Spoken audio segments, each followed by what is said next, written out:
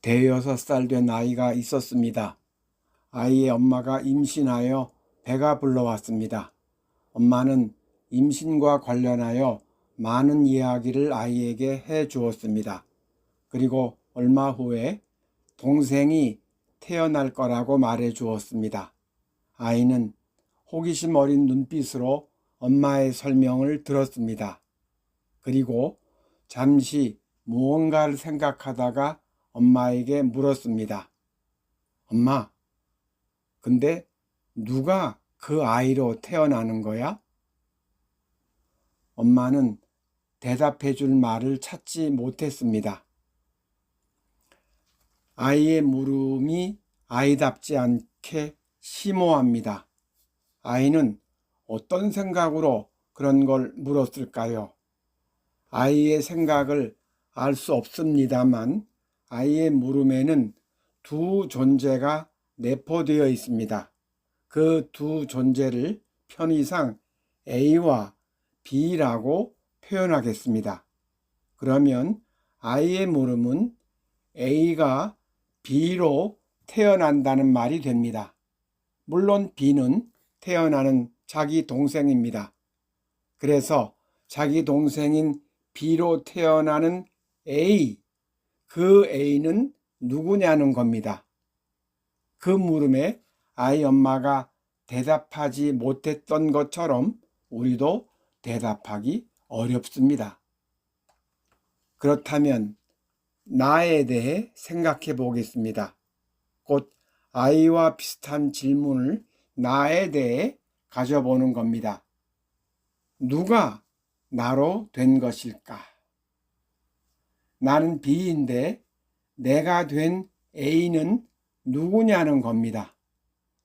그런데 A가 실제로 존재하는 걸까요?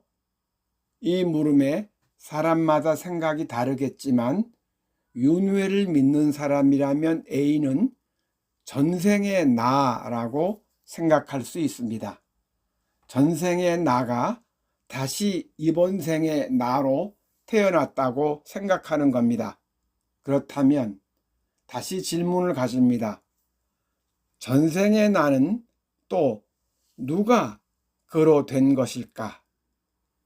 그러면 전전생의 나라고 대답할 수 있습니다.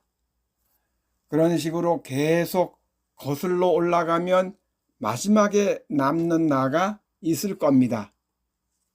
그도 역시 넓은 의미에서 A라고 표현한다면 그 A는 누구입니까? 여기서 다시 막히게 됩니다. 이 이야기는 여기서 잠시 멈추겠습니다. 오늘 우리는 성탄 축하 예배를 드리고 있습니다. 우리가 그리스도라고 고백하는 존재가 2000년 전에 아이로 태어난 것을 기념하여 축하하는 예배입니다. 여기서 똑같은 질문을 가져봅니다. 누가 그 아이로 태어난 것일까? 곧 아기 예수에게 A는 누구입니까? 이에 대한 답은 쉽게 생각할 수 있습니다. 곧 하나님의 아들이 그 아이로 태어났다고 말입니다. 그러니까 아기 예수에게 A는 하나님의 아들이 되는 겁니다. 좋습니다. 하지만 그 답은 가슴에 깊이 와닿지는 않습니다. 그저 머리만 살짝 건드릴 뿐입니다. 좀 심심한 느낌입니다. 그 이유는 하나님의 아들이라는 말을 하도 많이 들어서 그 말에서 신선한 느낌을 받기 어렵기 때문일 수 있습니다. 그런데 누군가 이런 표현을 하였습니다.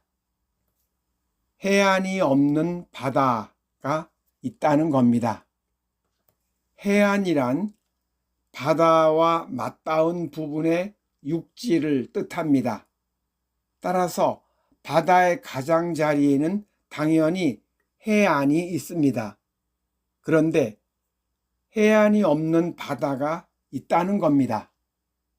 또한 동그란 형태가 없는 태양이 있다는 겁니다. 태양은 동그란 형태를 지닙니다. 그런데 동그란 형태가 없는 태양이 있다는 겁니다. 그런 표현은 무엇을 의미할까요? 해안이 없는 바다, 동그란 형태가 없는 태양, 그건 경계가 사라진 걸 의미할 터입니다. 그것들의 이미지를 한번 떠올려 보십시오. 이미지가 잘 안 떠오를 수 있습니다. 그 이유는 경계가 사라졌다는 개념에 우리가 익숙하지 않기 때문일 겁니다. 추상화 그림을 보는 것처럼 명료한 느낌을 받기는 어려울 겁니다. 그래도 영적 감수성이 민감한 사람이라면 어떤 느낌을 느낄 수 있을 겁니다. 다시 아기 예수의 이야기로 돌아옵니다. 우리는 이런 질문을 가졌습니다. 누가 그 아이로 태어난 것일까? 그에 대한 답을 찾아봅니다. 곧 해안이 없는 바다, 동그란 형태가 없는 태양이 한 아이로 태어났다고 말입니다. 그것은 영원히 한 아이로 되었다는 뜻일까요? 무한히 한 아이로 되었다는 뜻일까요? 초월이 한 아이로 되었다는 뜻일까요? 본문을 봅니다. 예수님이 말씀하십니다. 아브라함이 태어나기 전부터 내가 있다. 아브라함은 이스라엘 민족의 시조입니다. 곧 이스라엘 민족의 맨 처음입니다. 그런데 맨 처음보다 더 전에 있다는 게 무슨 뜻일까요? 과학자들은 우주가 138억 년 전에 시작되었다고 말합니다. 곧 빅뱅에 의해 우주가 시작되었다는 겁니다. 특이점이라고 부르는 초고에너지 상태인 아주 작디 작은 점이 터지면서 우주가 시작되었다고 합니다. 그리고 그 순간부터 시간과 공간이 생겼다고 합니다. 그래서 빅뱅이 일어난 그 순간을 우주 역사를 통틀어서 어제가 없는 유일한 하루라고 말합니다. 어제는 시간상 과거인데 빅뱅으로부터 시간이 시작되었기에 그 순간은 어제가 없다고 말하는 겁니다. 이해가 쉽지 않지만 어쨌든 그래서 빅뱅 이전에 대해서는 묻는 것이 곤란합니다. 우리가 남쪽을 향해 내려간다고 생각해 보겠습니다. 제주도를 지나 열대지방을 지나 호주를 지나 남극에 도달하게 됩니다. 지구에서 가장 남쪽은 남극입니다. 그래서 나침반을 들고 남극점에 도달했다고 생각하겠습니다. 그런데 남극점에 서서 이렇게 묻는 겁니다. 여기보다 더 남쪽은 어디입니까? 거기서 한 발만 앞으로 더 내디디면 이제 북쪽으로 가게 되는데 더 남쪽이 어디냐고 묻는 겁니다. 그 질문에 답할 수 있을까요? 그렇듯 빅뱅 이전에 대해서는 묻는 것이 곤란합니다. 그래서 현재 천체 물리학은 대부분 빅뱅 이후를 연구합니다. 그런데 예수님의 아브라함이 태어나기 전부터 내가 있다는 말씀은 빅뱅 이전부터 내가 있다는 뜻을 지닌다고 이해할 수 있습니다. 그리고 아브라함이 태어난 것은 과거 일이고 그보다 더 과거에 존재했음을 말씀하시는 것이니 내가 있었다 라고 표현하지 않겠습니까? 그런데 내가 있다, I am 이라고 현재형으로 표현하셨습니다. 이는 시간을 초월한 표현으로 이해할 수 있습니다. 다시 말해서 예수님이 자신에 대해 영원에서 비롯되었다고 말씀하시는 거로 이해해 봅니다.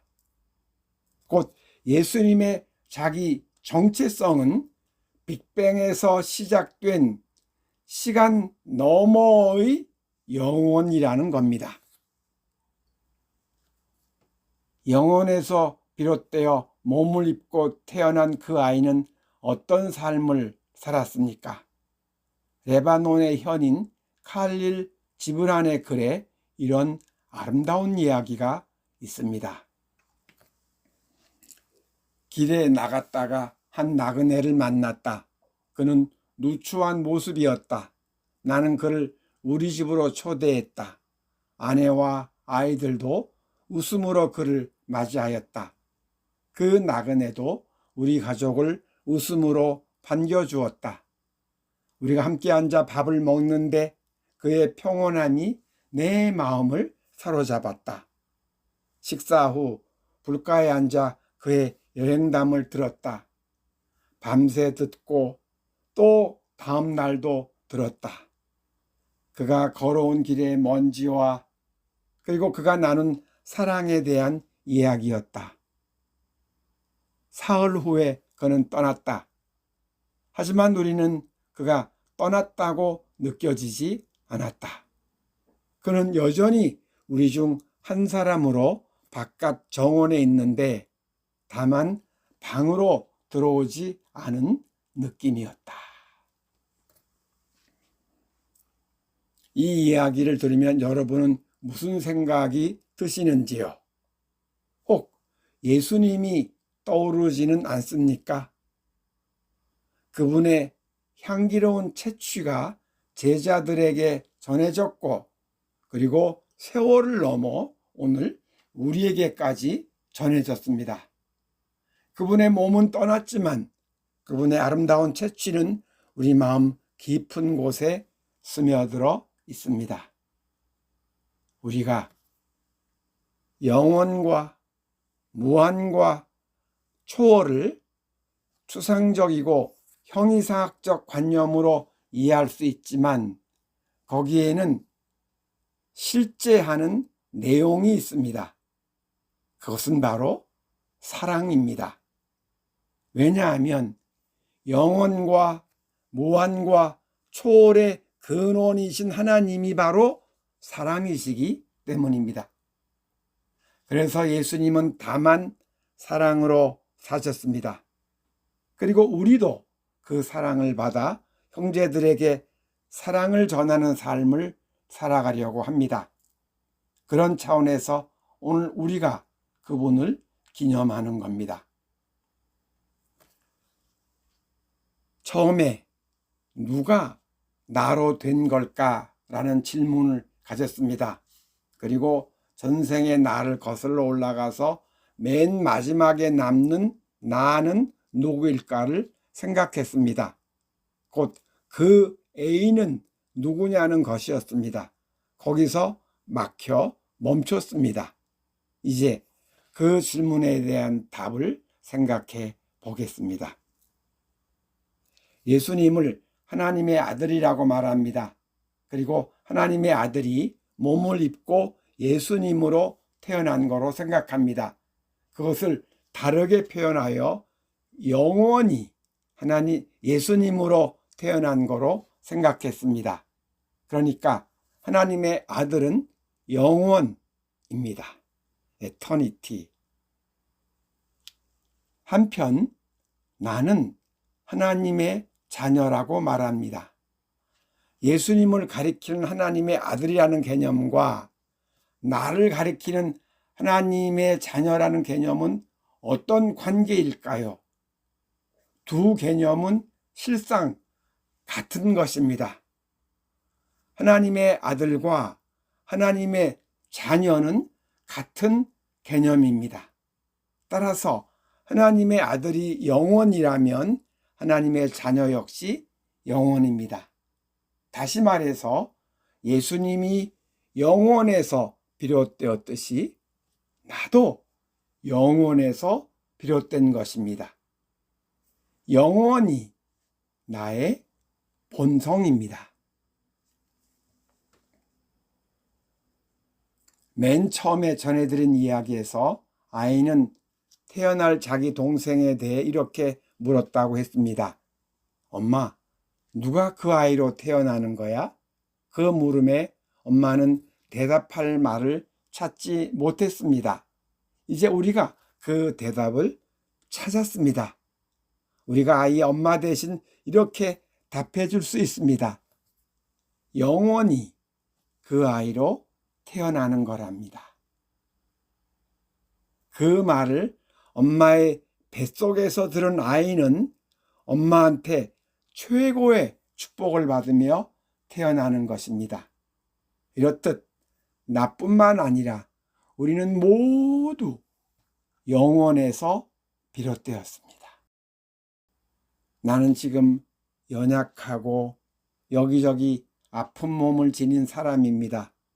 또한 때로는 화를 내기도 하고 때로는 누구를 미워하기도 하고 때로는 두려움에 떨기도 합니다. 한마디로 말해서 나는 한계를 지닌 사람입니다. 그러나 동시에 나는 영원에서 비롯된 존재, 무한에서 비롯된 존재, 초월에서 비롯된 존재입니다. 그러니까 나를 받아들이는데 두 가지 길이 있습니다. 하나는 한계를 지닌 사람으로 받아들이는 거고, 다른 하나는 영원과 무한과 초월에서 비롯된 존재로 받아들이는 것입니다. 우리는 둘 중에서 하나를 선택할 수 있습니다. 우리에게 그 선택권이 주어져 있습니다. 어떤 선택을 하는가에 따라 자기 인생의 질이 결정됩니다. 여러분은 누구를 나로 받아들이시겠습니까? 한계를 지닌 사람으로 받아들이셔도 되고 영원과 무한과 초월에서 비롯된 존재로 받아들이셔도 됩니다. 대다수의 사람이 자신을 한계를 지닌 사람으로 받아들이고 살아갑니다. 그런데 예수님은 우리가 그와는 다른 선택을 하기를 바라십니다. 그런 바람을 안고 아기 예수님이 우리의 마음에 다시 태어나십니다. 영원에서 무한에서 초월해서 우리의 마음에 다시 찾아오십니다. 그리하여 당신과 하나가 되자고 하십니다. 영원과 영원의 하나됨, 무한과 무한의 하나됨, 초월과 초월의 하나됨의 잔치를 벌여보자고 찾아오십니다. 여러분, 그 아기 예수님의 탄생을 반가이 맞아들이지 않으시합니까? 그리하여 자신의 지독한 한계에 갇혀 살지 않고 숨겨져 있는 자기 영혼의 날개를 펼쳐 영원과 무한과 초월로 날아오르는 행복한 꿈의 주인공이 되지 않으시렵니까? 우리 생각으로는 불가능해 보이는 그 꿈의 실현을 아기 예수님이 사랑과 권능으로 도와주십니다. 여러분이 날개를 활짝 펼치고 날아오르는 모습을 보며 예수님이 기뻐하는 오늘이 되기를 바랍니다. 예수님으로 인해 나도 기뻐하고 나로 인해 예수님도 기뻐하는 오늘이 되기를 바랍니다. 그렇게 기쁜 성탄절이 되기를 바랍니다. 기도하시겠습니다. 주님, 예수님이 나를 사랑하시면 그 초점이 나의 몸이 아니라 나의 본성에 맞춰져 있음을 알게 도와주옵소서. 흙에서 와서 찰나의 순간을 살다가 먼지로 사라지는 덧없는 몸이 아니라 영원한 실제인 나의 본성을 사랑하심을 알게 도와주옵소서.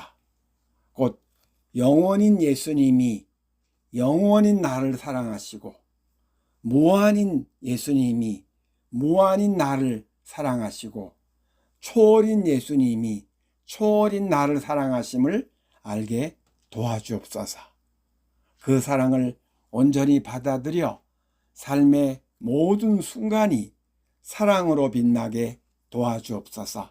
그리고 지독한 한계에 빠져 신음하는 나의 몸을 어떻게 사랑할 수 있겠습니까? 아니, 영원인 나를 사랑하게 도와주옵소서. 욕심으로 잔인한 공격을 일삼는 형제의 몸을 어떻게 사랑할 수 있겠습니까? 아니, 영원인 모든 형제를 사랑하게 도와주옵소서. 그를 위해 감춰둔 날개를 활짝 펼쳐 영원과 무한과 초월로 날아오르게 도와주옵소서. 영원에서 나의 마음에 다시 태어나신 예수님 이름으로 기도드립니다. 아멘.